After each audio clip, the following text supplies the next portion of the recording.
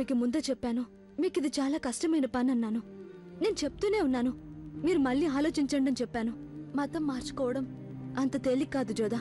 ఏ నమ్మకాన్ని అయితే పాటించామో వాటిని వదులుకోవడం అంత తేలిక కాదు.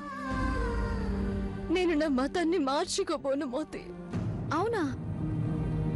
కానీ మీరు అక్కడికే వెళ్లారు కదా. నేను వెళ్లకుండా ఉండలేకపోయాను. అలా ఉండడం నా వల్ల కాలేదు, నా వల్ల కాలేదు.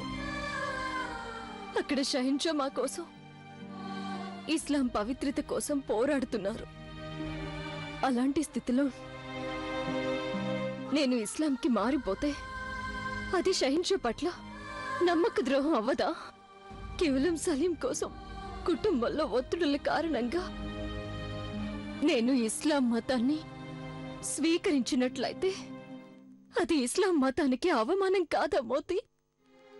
నా మనసుకి ఇది తప్పని తెలుసు కూడా అందరి శ్రేయస్సు కోసం చేద్దామనుకున్నా అది నా వల్ల కావడం లేదు మోతి. చేయలేకపోతున్నాను.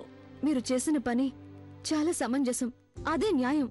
మీరు సకాలంలోనే మీ మనసు మాట విన్నారు. అవును, కానీ అత్తయ్య గారు తొలిసారిగా నా జీవితంలో నేను అత్తయ్య గారి మాట కాదన్నాను. అది నాకు చాలా బాధగా ఉంది మోతి. అత్తయ్య గారు నన్ను కూతుర్లా చూసుకున్నారు. ఎల్లప్పుడూ నేను వారి కూతుర్ని అనుకున్నాను. అలాంటిది తొలిసారిగా నేను ఆవిడ మాట కాదన్నాను. ఆవిడ ఆదేశాలని అతిక్రమించాను. ఆవిడికి నా మీద చాలా కోపంగా ఉండుంటుంది. జోదా, మీకు మహారాణి గారికి గల సంబంధం అంత తేలిగ్గా తెగిపోయేది కాదు. ఆందోళన పడకండి, చూస్తారుగా అన్నీ చక్కబడిపోతాయి.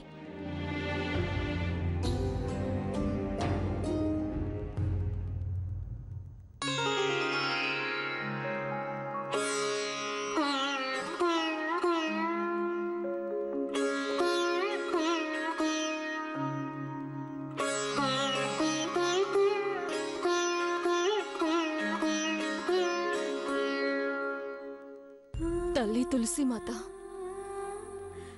మొదటిసారిగా నేను మా అత్తయ్య గారి మాట కూడా కాదన్నాను. ఆవిడని నిరాశపరిచాను. నేను చేసిన ఈ తప్పుకి గాను నన్ను క్షమించు తల్లి. మనకి రాజా భగవాన్ దాస్ వర్తమానం ప్రకారం వారు మార్గ మధ్యలో మన సైన్యాన్ని కలుసుకుంటారు. అక్కడ కాబూల్లో మీర్జా హకీం తన సైన్యంతో సిద్ధంగా ఉన్నాడు. చాలా సంతోషం. ఇరాన్ రాజుని సమర్థించే వారి రాజ్యాలలో ఏం జరుగుతుందో ఏంటో మాకు వెంటనే తెలియజేయమని మన గూఢాచారులకు కబురు పెట్టండి. చిత్తం సహించా.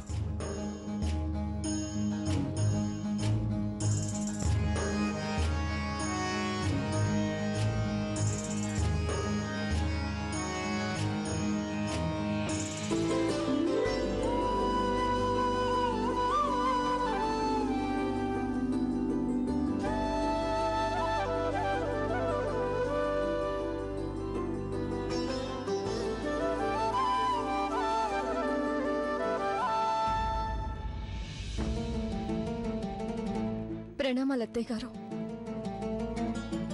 హారతి అందుకోండి.